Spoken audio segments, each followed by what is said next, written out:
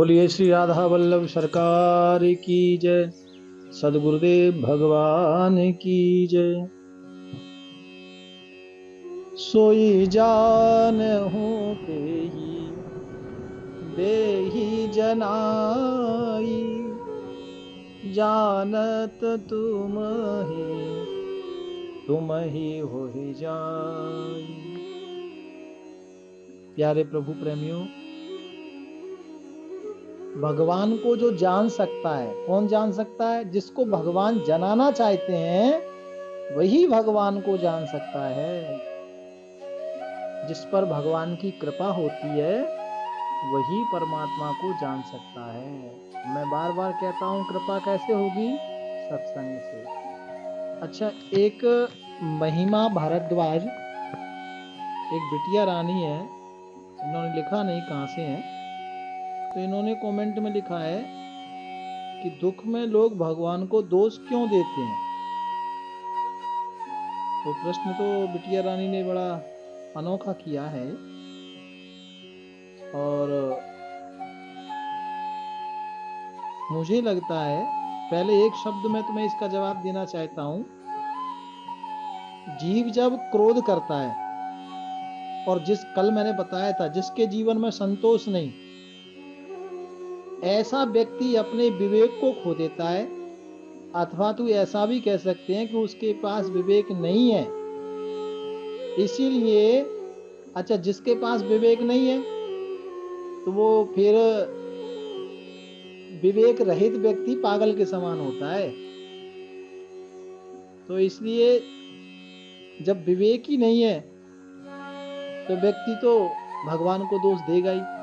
लेकिन मुझे लगता है इसमें दुख आए तो भगवान को दोष नहीं देना चाहिए, क्योंकि सुख हानि लाभ जीवन मरण जस अपयस विधि हार। देखो भैया, यही तो संत हमें सिखाते हैं। जीवन में हानि लाभ जीवन मरण सुख दुख, ये जैसे हमारे शरीर के साथ परछाई चलती है ना, ऐसे ही परछाई के साथ ये 6 गुण अवगुण साथ चलते हैं। तो इन बातों को जो नहीं जानता है, जिन्होंने नहीं सुना है, जिनको अनुभव नहीं है, या जो इसके बारे में बिल्कुल विवेक नहीं रखते या समझदारी नहीं रखते, चाहे वो घर का बड़ा आदमी हो और चाहे वो छोटा बंदा हो, तो फिर क्या करता है? वो फिर क्रोध करता है, यानी वो भगवान को भी दोष देने लगता है। दोष क्यों देता है? क्योंकि वो अज्ञान है, उसको ज्ञान नहीं है। जिस व्यक्ति को थोड़ा सा भी जीवन में विवेक होगा वो ऐसा कार्य नहीं करेगा। तो बिटिया, ये महिमा भारद्वाज बिटिया को मैं कहना चाहता हूं कि जिनके पास विवेक नहीं है, जो विवेक से रहित हैं, वही भगवान को दोष देते हैं। और इसके कई कारण हैं। वैसे तो भगवान ने भागवत में कहा है, भवानंद को कहा, कर्मणो जायते जंतु कर्मणैव विलीयते, दुखम सुखम भयम क्षेमम कर्मणैव विपत्यते। व्यक्ति अपने कर्म के अनुसार फल भोगता है। बोया पेड़ बबूल का, आम कहां से हो। व्यक्ति ने अपने कर्म को गलत किया, अपने कार्यों को गलत किया, अभी नहीं किया तो पहले किया, लेकिन किया, क्योंकि भगवान की डायरी कभी झूठ नहीं बोलती है। हाँ, भगवान को ऐसा नहीं कि किसी को दुख देने से आनंद का अनुभव होता है, या किसी को सताने से भगवान को सुख की प्राप्ति होती है, ऐसा नहीं है। भगवान का तो एक नाम दयालु है, वो तो दया ही करते हैं। और आपको एक बात बताऊं, लोग कहते हैं ना, कंस को मार दिया, बकासुर को मारिया, धनुकासुर को मार दिया, रावण को मार दिया। भैया, भगवान दयालु क्यों हैं? क्योंकि वो मारते किसी को नहीं है। भगवान का तो एक ही काम है, और वो है तारना। हाँ, हरक दृष्टि का है, किसी को क्रोध की दृष्टि से तारते हैं और किसी को प्रेम की दृष्टि से तारते हैं। अब ये व्यक्ति को सुनिश्चित करना है ना। तो इसलिए मुझे लगता है कि भगवान को दोष लोग इसलिए देते हैं क्योंकि उनके पास विवेक नहीं है। और दूसरा, यदि कोई व्यक्ति कोई बिजनेस करता है और फिर वो भगवान को ना माने, है ना, तो उसका एक कारण होता है। पहले तो कोई उसको लाभ हुआ, लोभ जागा, और लोभ में करते करते लाभ हुआ। लाभ जितना होता है उतना ही लोभ और बढ़ जाता है। और वो लोभ जब बढ़ता है, जैसे किसी के पास कोई दुकान में सैलरी है 2-4 हजार की, वो हो गई 10 की, है ना, और लोभ बढ़ गया। अब लोभ बढ़ा तो और लोभ बढ़ गया। अब वो लोभ जब बढ़ा तो फिर वो हानि में बदल जाता है। जिम प्रति लाभ लोभ अधिकाई, वो हानि में बदलता है, और हानि में बदलता है तो फिर क्रोध आता है, और क्रोध आता है उससे मूढ़ भाव बनता है। मूढ़ भाव से ये बुद्धि भ्रष्ट हो जाती है। ऐसे व्यक्ति फिर भगवान को दोष देते हैं, अपने कार्य कर्म को नहीं देखते हैं, है ना। कल मैंने कहा था कि जीवन में संतोषी व्यक्ति सदा सुखी। क्यों कहा गया ऐसा? हमारे महापुरुष लोग कहते हैं ना, संतोषी सदा सुखी। तो जिसको संतोष नहीं है, चाहे वो घर का सदस्य किसी भी चीज का, वस्त्र का, भंडार का, लंगर का, भोजन प्रसाद का, तो फिर वो दुखी होता है, और दुखी होता है तो भगवान को वो दोषी मानता है। ऐसा है नहीं। वो तो विवेक की जिनके पास कमी है वही लोग ऐसा बोलते हैं, है ना। और नहीं तो रामायण में तो स्पष्ट लिखा है, कर्म प्रधान विश्व करि राखा, और जो जस करहूं सो तस फल चाखा। देखो भैया, जो जीव जैसा कर्म करता है तो फल वैसा ही आता है। थोड़ा समय लग जाता है, किसी को जल्दी आता है, किसी को लेट आता है, और किसी किसी को अगले जन्म तक लेट आता है। इतना भी लेट विलम्ब हो जाता है, लेकिन हिसाब होता जरूर है। हाँ, ये पक्की बात है। इसलिए कहता हूं कि कर्म करो। कर्म न करने से अच्छा है कर्म करो, कुछ न करने से अच्छा है कुछ करो। ये विशेष सूत्र की बात है। तो इसलिए कहने का तात्पर्य ये है कि भैया, भगवान को लोग जो बुरा कहते हैं, मुझे लगता है भगवान तो उन पर भी कृपा करते हैं। भगवान तो उन पर भी कृपा करते हैं, लेकिन ये समझ, ये विवेक उनके पास है नहीं, क्योंकि उन्होंने न कभी साधु संगत की है और न कभी उन्होंने सत्संग के द्वारा विवेक को जागृत किया है। ऐसे लोग फिर क्रोध करते हैं। लेकिन भगवान तो सदैव सदैव सदैव कृपा ही करते हैं। ऐसे दीनदयाल हैं ठाकुर, वो कभी किसी से दोष नहीं रखते। देखो, मैं एक बात आपको बताता हूं। एक मंदिर में एक महात्मा ने बोर्ड लगा दिया बाहर, और कहा कभी भी कोई आए, सुबह शाम दोपहर कभी भी किसी भी समय, और भोजन पाए, फ्री सेवा, अन्न सेवा फ्री। अब जो भी लोग जाते उस मंदिर में अपना प्रसाद पाके आते। लेकिन अंदर मंदिर में जैसे ही प्रवेश करते तो वहां पर एक बोर्ड और लगा था, भोजन प्रसाद पाना है तो ये सामने माला टंगी है, ये माला उठाओ और एक माला राम राम राधे राधे कुछ भी, आप एक माला जपो फिर भोजन पाओ। ऐसा उस मंदिर का नियम था। एक दिन कोई चला गया, विवेकहीन व्यक्ति, बेबड़ा, अब वो जाके अंदर बोला, महाराज खाना मिलेगा? महात्मा ने कहा मिलेगा। तो बोले खाना दो। तो बोले भैया खाना तो दे देंगे, लेकिन एक नियम है। क्या? पहले ये माला उठाओ और एक माला करो राम राम की। तो वो बंदा कहता है कि मैं माला वाला नहीं करूंगा, मुझे माला नहीं करना, आपको तो मुझे भोजन देना पड़ेगा और माला मैं करूंगा नहीं राम राम की। तो महात्मा ने कहा कि भैया क्षमा करना, तू माला नहीं जपेगा तो तुझे भोजन नहीं मिलेगा। अब वो मंदिर से बाहर आ गया।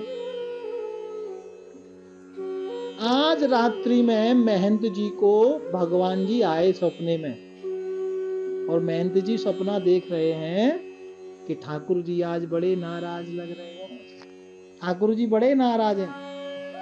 तो महात्मा जी ने कहा, ठाकुर आज बड़े नाराज हो, क्या बात है? तो ठाकुर जी ने कहा कि आज तुमने एक व्यक्ति को मंदिर से भूखे ही लौटा दिया, उसे भोजन प्रसाद नहीं दिया। तो महात्मा जी कहते हैं, ठाकुर मैं तो भोजन प्रसाद देने के लिए तैयार था, लेकिन वो व्यक्ति आपके नाम की माला ही नहीं जपना चाह रहा था, इसलिए मैंने मना कर दिया। भगवान जी ने कहा कि वो इतना माला नहीं जपा और वो बड़ा गंदा था, बहुत दुष्ट था। भगवान ने कहा, तुम कब से जानते हो? बोले, कल ही पालना पड़ा था। अच्छा। भगवान कहते हैं, मैं तो उसको बचपन से जानता हूँ, और बचपन से ही मुझे वो गालियां दे रहा है, बचपन से ही वो मुझे मेरे ऊपर क्रोध कर रहा है, फिर भी मैं उसको आज तक भोजन दे रहा हूँ। तुम एक दिन भी उसे भोजन नहीं खिला पाए। महंत जी की आंखों में आंसू आ गए। तो कहने का तात्पर्य मेरा ये है कि जो भगवान पर क्रोध करते हैं, जो भगवान को दोष लगाते हैं, वो अच्छी बात नहीं है। ऐसा अज्ञानी जीव ही ऐसा करता है, ऐसा नहीं करना चाहिए। इसलिए कहा गया है कि ज्ञानी गुरु की शरण मिले, सत्संग मिले, तो वो जीवन जीना आ जाएगा। आजकल हर किसी से जीवन जीना भी नहीं आता है साहब। हाँ, लोग तरह तरह से जीवन जी रहे हैं। कोई कैसा जीवन जी रहा है, कोई कैसा जीवन जी रहा है। जीवन जीना आ नहीं रहा है। मानव जीवन भगवान ने हमको दिया है। मुझे लगता है मानव बन के भी यदि कोई जीवन जिए तो ये भी भगवत कृपा है। भगवान ने हमको मानव बनाया है। कई बार आपने सुना होगा, लोग कहते हैं, अरे भले आदमी इंसान की तरह तो जी। मतलब इसका मतलब ये है कि कितने ऐसी दुनिया में बंदे हैं जो इंसान की तरह जी ही नहीं पा रहे। ऐसे ही लोग भगवान को गालियां देने का कार्य करते हैं, भगवान को अपने दुख का कारण बताते हैं। को ना सुख दुख कर दाता, निज कर्म भोग। अपने कर्मों से जीव दुख को भोगता है, कोई किसी को सुख दुख देता नहीं है। और एक बात मैं आपको बताऊं, ये जीवन जो हमको मिला है ये बड़ा अनमोल है। और मैं अपने युवान बहन भाइयों से कहना चाहता हूं जो सत्संग श्रवण कर रहे हैं कि अपनी युवानी को घूमने में, फिरने में, खाने पीने, नाचने कूदने में, और जो कभी कभी बोले हम तो कभी कभी ये जूस ले लेते हैं, ये ले लेते हैं। कभी किसी को बोलो दारू पी, बोले नहीं दारू तो नहीं, वो थोड़ा बियर ले लेते हैं। तो मैं आप सबको निवेदन करना चाहता हूं कि आप ऐसा ना करें।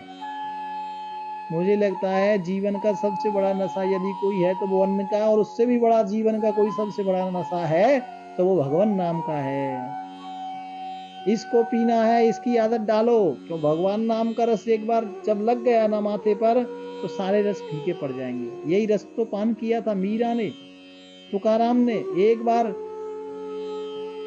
लोग पी पी के गिरते हैं प्याले, ये अंगूरों की मंदिरा नहीं है, हमने पिए हैं सत्संग के प्याले। प्यारे, ये सत्संग के प्याले जो एक बार पी लेता है ना, वो बार बार गिरता नहीं है। हाँ, इसलिए ये युवा अवस्था जो है इसको संभालना है बड़ी बारीकी से। आप सब युवा बहन भाइयों को निवेदन करता हूं कि ये युवानी जो है इसको संभालो। ये युवानी ही है जिसमें आप अच्छा कार्य कर सकते हैं, धर्म कर सकते हैं, भजन कर सकते हैं, दान कर सकते हैं, तीर्थ यात्रा कर सकते हैं। कई लोग तीर्थ यात्रा करने के लिए जाते हैं। हाँ, मैंने देखा है इधर तीर्थ यात्रा कम करते हैं, पिकनिक ज्यादा मनाते हैं। ये सच्चाई की बात है, प्लीज ऐसा मत करो। तो लेकिन युवा अवस्था में आप ज्यादा से ज्यादा भजन कर सकते हैं, ज्यादा से ज्यादा मेहनत कर सकते हैं, दान कर सकते हैं, है ना।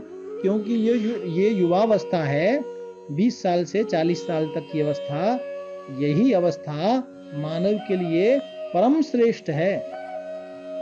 हाँ, परम श्रेष्ठ है ये।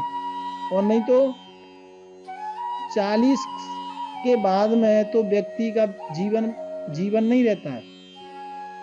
हमारे एक संत कहते हैं कि 40 से 60 वर्ष की उम्र की जो आयु है ना, वो तो हर जीव गधे की तरह जी रहा है। गधा क्या करता है? वो माल ढोता ही रहता है, लगा है कमाने में। क्यों कि 40 में होश आता है तो फिर लगता है काकों को पढ़ाना है, मुंडे नू सेट करना है, नाल कुड़ी की शादी करनी है, ये करनी है। फिर उसको वो तृष्णा मोह लालच जगता है। तो 40 से 60 साल की जो आयु है उसमें वो गधे की तरह कमाता है। असली आयु 40 तक थी, वो तो गवा दी। लेकिन वो जो 40 से 60 की बीच जो आयु है, वो बोले भजन करेंगे, भजन तो करते नहीं, गधा बन के जी गए और 60 साल तक गधा बन के जी रहे। वो कमाने में लगा, एक एक रुपया जोड़ने में लगा, ये करना है मुझे, ये करना है, मैंने ये करना है ना। और 60 साल से 80 साल तक की जो उम्र है ना, क्योंकि युवानी में भजन नहीं किया तो फिर वो 60 से और 80 साल की उम्र कैसी होगी? बोले वो कुत्ता की तरह लोग जीते हैं, कुक्कर की तरह। कैसे? घर में बैठ जाते हैं, बच्चे हैं, बेटा है, बेटियां हैं, वो चिल्लाते रहते हैं। कोई सुनो मत सुनो, उनका काम है बोलते रहते हैं। 60 से 80 साल तक की एक घर की कहानी है, कितों ही तुसी देख लेना, वो बंदा बोलता ही रहेगा। कई बार तो मुंडे बोलते हैं बुद्धि सठिया आ गई है डैडी जी की। ऐसा मैं तो बिल्कुल खुला बोल रहा हूँ आपको, और मैंने देखा है ये चीज। क्योंकि 60 से 80 की जो उम्र है वो बोलने की है। वो बोलते हैं, वो चिल्लाते ही रहते हैं, भौंकते ही रहते हैं, कोई सुनता नहीं है। हाँ, तो वो कुत्ता क्या करता है? कुत्ता भी तो भौंकता ही है ना, उसका काम है भौंकने का। तो 60 से 80 की जो उम्र है ना, ऐसे ही जीव भौंकता रहता है, भजन नहीं करेगा, भौंकता रहेगा। तब वो चली गई। और कदाचित इससे ज्यादा तो कोई जी नहीं पाता, और जी भी जाए 80 से 100 साल की उम्र बताई है यजुर्वेद में, सतम जीवे में श्रद्धा। तो 80 से 100 साल तक की जो उम्र है ना, वो उम्र में लोग कहते हैं बुढ़ापे में भजन करेंगे। पहली बात तो बुढ़ापा आपने देखा क्या आएगा, ये कंफर्म नहीं। और मान लो 80 से 100 साल तक के बीच भजन करने की सोचा है, तो मुझे लगता है कि वो उम्र आपकी अपनी नहीं है। फिर उसमें व्यक्ति उल्लू की तरह जीवन जीता है। उल्लू क्या करता है? दिन में किसी वृक्ष की डाली में या घोंसले में शांत एक बैठा है, कौन आ रहा है, कौन जा रहा है, कौन क्या, उसको कुछ नजर नहीं पड़ता। क्यों? उल्लू को कुछ नजर ही नहीं आता। ऐसे ही 80 साल से 100 साल के बीच अखियां चली जाती हैं, आंखों से दिखना बंद हो जाता है, और बेचारा हाथ में बेंत लेके उल्लू की तरह पूरे दिन रात बैठा रहता है। तो इसलिए फिर वापस कहता हूं कि जो युवा अवस्था है, 40 साल तक की जो अवस्था है, ये युवा अवस्था को आप संभालो। ये युवा अवस्था बड़ी कीमती है। इसमें ही है आप जो भजन कर सकते हैं, इसमें ही है जो आप सत्संग कर सकते हैं, इसमें ही है जो आप दान कर सकते हैं, पुण्य कर सकते हैं, तीर्थ कर सकते हैं। मेरे भाई बहनों, ये युवानी को सुधारो, क्योंकि युवानी सुधरेगी तो ही आगे जीवन सुधरेगा।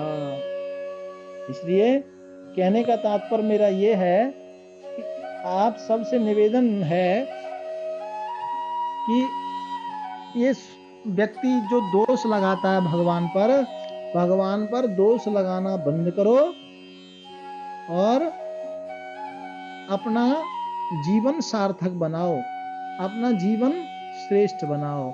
और जीवन श्रेष्ठ कैसे बनेगा? मैंने कल कहा था, सत्संग से। सत्संग हम क्यों सुनते हैं? क्वेश्चन आता है, सत्संग जरूरी क्यों है? क्योंकि सत्संग काम क्रोध लोभ का नाश करने वाला है, इसलिए सत्संग जरूरी है। सत्संग सुनने से जो व्यसन है उसको छोड़ने की इच्छा जागृत होती है और उसमें सफलता भी मिलती है, इसलिए भी सत्संग जरूरी है। तो इसलिए जीव को प्रतिदिन सत्संग सुनना चाहिए। और सत्संग सुनना क्यों जरूरी है? क्योंकि तुसी किसी मंदिर में जाते हो, किसी तीर्थ में जाते हो, तो उसको कैसे दर्शन करना है, कैसे ठाकुर के सामने नतमस्तक होना है, क्या भगवान से स्तुति करनी है, कैसा मन में भाव लाना है, कैसे भगवान का भजन करना है, ये सारी चीज आपको सत्संग से ही मिलेंगी। इसलिए जीवन में सत्संग जरूरी है। तो फिर लास्ट में कहना चाहता हूं कि कोई किसी को दुख देता नहीं, सुख देता नहीं। व्यक्ति अपने कर्म के अनुसार ही सुख दुख ग्रहण करता है। एक बिटिया का क्वेश्चन था, तो इसका मतलब यही है। प्यारे प्रभु प्रेमियों, मैं आपको एक बात बताता हूं। एक बंदे ने बहुत बड़ा गार्डन बनाया, बड़े सुंदर सुंदर फूल लगे थे, घास लगी थी, पेड़ बूटा लगे थे। तो उसमें एक गाय चरने को आ गई।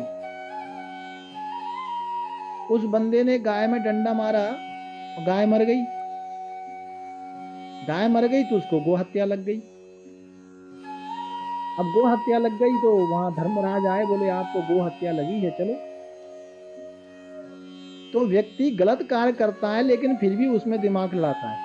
वो बंदा कहने लगा, क्षमा करना महाराज, मैंने गाय को नहीं मारा। फिर? बोले आप बताओ, गाय इत्थों थी? बोले हाँ, मैं तो उधर से दूर था, चल के आया ना। बोले हाँ, तो मैं चल के आया, डंडा मैंने मारा, मैं चल के आया, तो पैर जब मेरे चलते ही नहीं, इधर तक आते नहीं, तो क्या मैं डंडा मार पाता? धर्मराज ने कहा बात तो सही है। तो भाई पैरों के देवता हैं विष्णु, और तुम भगवान विष्णु के पास जाओ और उनको ही गो हत्या लगो। वहां भगवान विष्णु के पास गए, बोले हम मैं गो हत्या हूं, आपको लगूंगी। कहा कैसे? बोले उस बंदे ने पैरों से चल के मारा। तो बोले पैरों से मारा हाथों से मारा? बोले हाथों से। बोले हाथों के देवता इंद्र हैं, तुम इंद्र को जाकर लगो। गो हत्या इंद्र के पास गई। इंद्र ने देखा, बोले हाथों में मेरा बास है इसलिए आप मुझे लग रही हो? बोले हाँ। बोले हाथ यदि क्लियर करें, ठीक है हाथों ने डंडा मारा, लेकिन ये बुद्धि यदि क्लियर नहीं करेगी, ये मन यदि राइट नहीं लगाएगा, बुद्धि क्लियर नहीं करेगी, हरी झंडी नहीं दिखाएगी, तो क्या ये हाथ डंडा मारते? बोले नहीं। तो बुद्धि के देवता है ब्रह्मा, तुम ब्रह्मा जी के पास जाओ। वो ब्रह्मा जी के पास आई। ब्रह्मा जी ने देखा, अरे बोले ये तो कोई विशेष चालाक बंदा है। तो ब्रह्मा जी ने भगवान की स्तुति की, वंदन किया। तो भगवान ने कहा इसका निर्णय होगा, और यमराज ने उस बंदे को कहा ठीक है आप जाइए, जैसा भी होगा, जो भी विधान है इसका वो भगवान जी करेंगे। और वापिस वो बंदा अपने फार्म हाउस में आया। अब इधर भगवान ने एक माया रची कि एक गाय बन गए। और एक गाय बन के चरने लगे, दूसरे रूप से एक ग्वालिया बन गए। उस फार्म हाउस के मालिक ने देखा कि अभी तो एक गाय से फ्री हुआ हूं, अभी दूसरी गाय जाने किधर से आ गई। तो उसकी दृष्टि पड़ी, पास में ही एक ग्वालिया था। तो उस मालिक ने कहा, अरे भाई ये तुझे नजर नहीं आ रहा है, ये मेरे फार्म हाउस में तेरी गाय चल रही है, गाय तेरी है? बोले हाँ जी मेरी है। तो बोले मेरे फार्म हाउस में गाय चल रही है, तुझे नजर नहीं आ रहा? तो क्योंकि वो तो भगवान नारायण ही थे, उन्होंने कहा दोबारा बोलना, ये फार्म हाउस किसका है? बोले फार्म हाउस मेरा है। ये किसका है फार्म हाउस? का ये मेरा है। अच्छा, ये फूल पत्तियां बगीचे जमीन जायदाद किसकी है? बोले मेरी है। ये घास भी मेरी है, ये फार्म हाउस भी मेरा है। भगवान प्रकट हो गए और बोले भले आदमी, ये घास तेरा, फूल तेरा, पत्ती तेरी, ये जमीन तेरी, ये फार्म हाउस तेरा, तो फिर गौ हत्या ब्रह्मा विष्णु महेश की कैसे हुई? इसलिए कर्मणो जायते जंतु कर्मणैव विलीयते, जो जीव जैसा कर्म करता है वैसा ही वह फल भोगता है। राधा राधा राधा राधा।